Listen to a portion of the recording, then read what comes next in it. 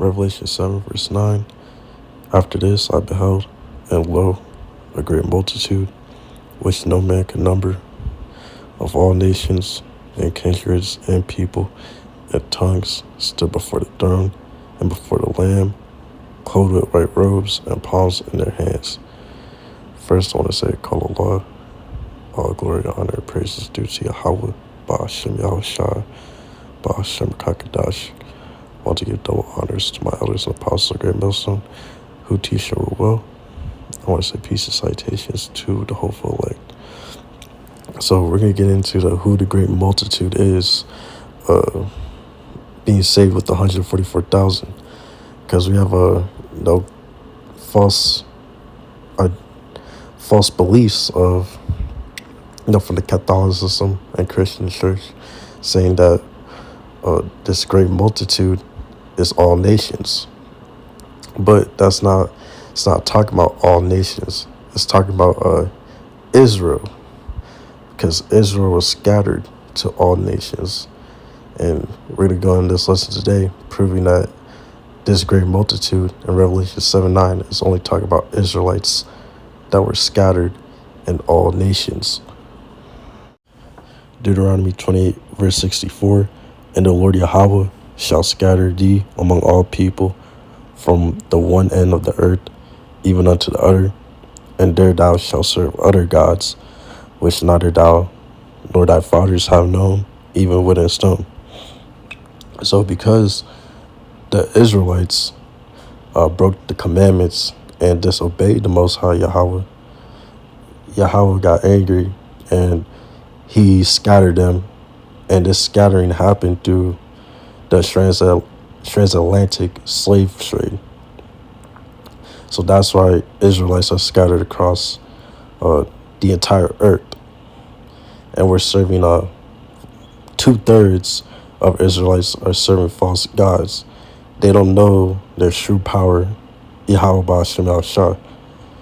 They only know the false idols like Caesar Borgia, Jesus Christ, Yahweh, Yahusha, or other false deities. They don't serve the true power of Yahweh Ba'ashem Yahushua. Jeremiah 17, verse 4, and thou, even thyself, shalt discontinue from thine heritage that I gave thee, and I will cause thee to serve thine enemies in the land which thou knowest not, for ye have kindled a fire in my anger, which shall burn forever. So the Heavenly Father Yahweh, he scattered the Israelites due to them disobeying his commandments, not hearkening unto the voice of Yahweh. And that caused us to lose our heritage of the scriptures. So we didn't know who we were for a long time while we were in slavery of our enemies, of the white man, the Ammonites, Moab, basically every nation. Israelites were enslaved by every nation on earth. So we lost our heritage due to that. But the Most High Yahweh is going to bring it back, and he's bringing it back now in the end days, starting with the elect, the 1/3. Jeremiah 12, verse 15, and it shall come to pass, after that I have plucked them out, I will return and have compassion on them, and will bring them again, every man to his heritage, and every man to his land.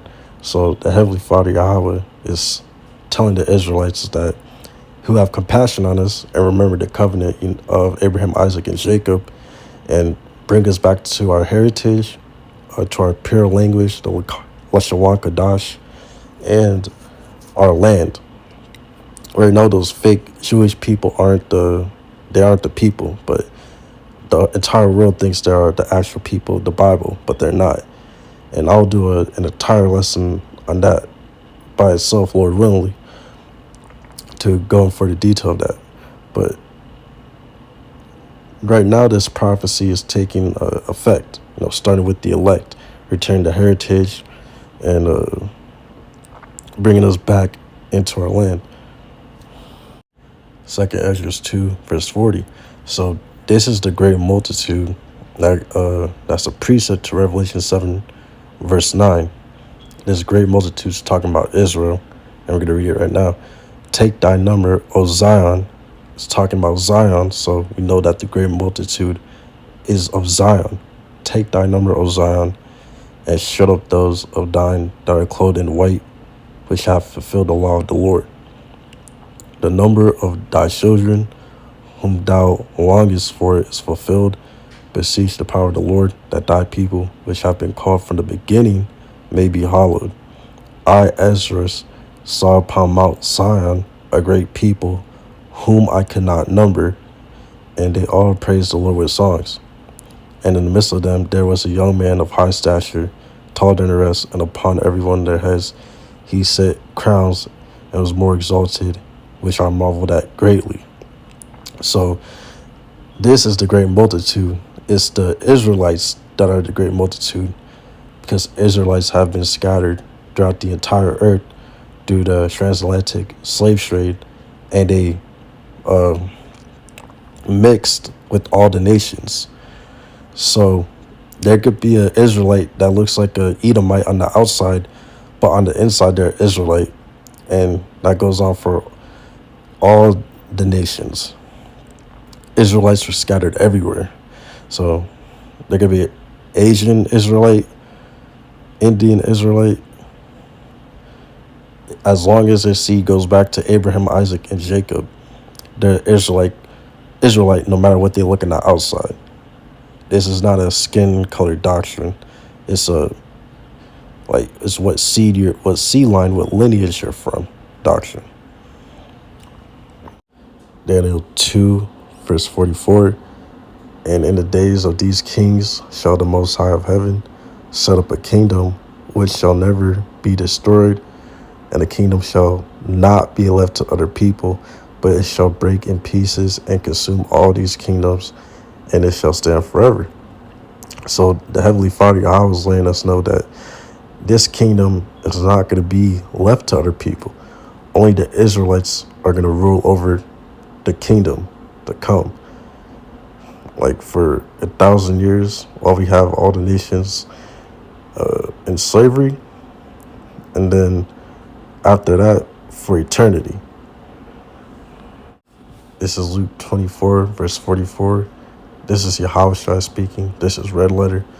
And he said unto them, these are the words which I spake unto you while I was yet with you, that all things must be fulfilled, which were written in the law of Moses and in the prophets and in the Psalms concerning me. So Yahushua is saying the Old Testament must be fulfilled. And that means that the Israelites are the only ones who are going to be ruling in the kingdom. Like if you're a heathen nation, you're not going to be ruling in the kingdom. You're not going to be a king or a priest or none of that. Only the Israelites are going to rule in the kingdom to come, which will stand for eternity. 2nd Ezra 6, verse 54. And after these, Adam also, whom thou madest Lord of thy creatures, of all thy creatures, of him come we all, and the people also, whom thou hast chosen. All this I have spoken before thee, O Lord, because thou madest the world for our sakes. Verse 56, as for the other people, which also come from Adam, which also come of Adam, thou hast said that they are nothing, but be like unto spittle, and hast likened the abundance of them unto a drop that falleth from a vessel. So the Heavenly Father Yahweh tells us that the heathen nations are like spit on the ground. They mean nothing to him. And they're like a drop that comes out of a bucket of water. If you're carrying a bucket of water, you're not going to be worried about a tiny drop that comes out of it. That's what the Lord Yahweh equates these heathen nations as. Nothing. He doesn't care about them. And going on to verse 57, and now, O Lord, behold, these heathen, which have ever been reputed as nothing, have begun to be lords over us and to devour us. Since we broke the law, statutes, commandments of Yahweh Shem Shai, now the so-called heathens, so-called white men, and the other heathen nations with the so-called white men rule over the Israelites, the so-called Negroes, Latinos, and Native Americans run the bottom, and they're ruling over us. so we can know what evil is and what good is, so we can be the perfect rulers and judges for eternity. Verse 58, but we thy people, the Israelites, whom thou hast called thy firstborn, thy only begotten, and thy fervent lover, are given into their hands. If the world now be made for our sakes, why do we not possess an inheritance with the world? How long shall this endure? This part of the script that we have to play right now. We just have to endure punishment, captivity for breaking the law, statutes, commandments. And we're at that time where the world's about to be ours. Isaiah 40, verse 15. This is in the Old Testament for those who don't believe in Apocrypha. Verse 15, behold, the nations are as a drop of a bucket and are counted as the small dust of a balance. Behold, he taketh up the isles as a very little thing, and Lebanon is not sufficient to burn, nor the beast thereof sufficient for a burnt offering. Verse 17, all nations before him are as nothing, and they are counted to him less than nothing and vanity. So all nations that are not of Israelite, that are not of the 12 tribes of Israel, they're counted as nothing to him, less than nothing. There's just a vanity. They're basically the filler characters of the movie, of the Lord's movie, while the Israelites are the Lord's chosen people, the ones who he actually cares about. And that's in the Old Testament. Isaiah 14, verse 1, for the Lord Yahweh, Ba'ashem Yahushai, will have mercy on Jacob, and will yet choose Israel, and set them in their own land, and the strangers shall be joined with them, and they shall cleave to the house of Jacob. So when the Heavenly Father Yahweh sets the so-called Negroes, Latinos, Native Americans, the Israelites back into their own land, we're going to be rulers over the land, with Yahushua, the Messiah leading the 144,000, the governing body, and they're going to be rulers over the land and the entire earth. And the heathens will cleave unto us because they will want to learn our ways, and we're going to be the most powerful on the earth. I want to say, call Allah, all glory, honor, and praises due to Yahweh, Ba'ashem Yahushai, Ba'ashem Kakadash. I want to give double honors to my elders and apostles of Great Millstone who teach and rule well.